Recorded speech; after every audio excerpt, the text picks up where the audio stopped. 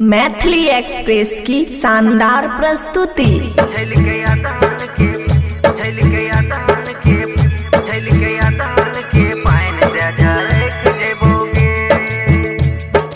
खुशी recording studio बलुआहा। सुने मोगिया कहियो भूखल हमें मोड़ जेबोगे। सुने मोगिया कहियो भूखल हमें मोड़ जेबोगे। उझल के यादहन के पाइन से झरक जेबोगे। उझल के यादहन के पाइन से झरक जेबोगे। सुने मोगिया कहियो भूखल हमें मोड़ जेबोगे। सुने मोगिया कहियो भूखल हमें मोड़ जेबोगे। उझल के यादहन के पाइन से झरक जेबोगे। उझल के यादहन के पाइन से झरक जेबोगे।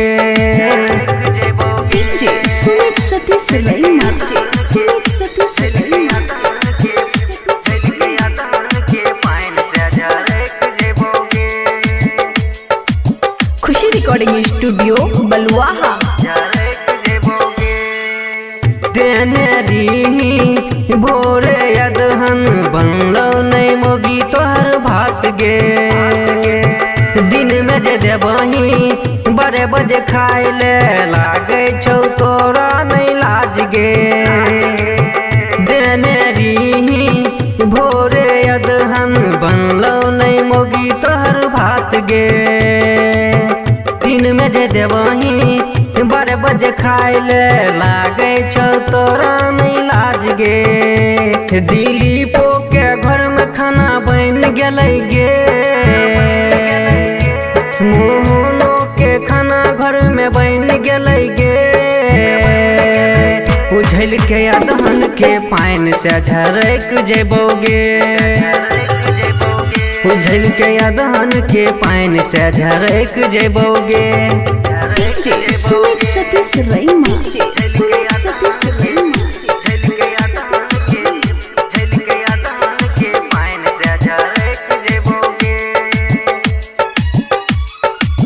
खुशी रिकॉर्डिंग स्टूडियो बलुआहा। सच मेरी है किस्त उठाए कह किनबै एगो ढेनु गाय गे। याद करल को अर्जुन छौरा गेलही संजन के संग भाग गे। सोचने रही है किस्त उठाए कह किनबै एगो ढेनु गाय गे। याद करल को अर्जुन छौरा गेलही संजन संग भाग गे। सुनील के संग सखवो से लड़ जेबोगे।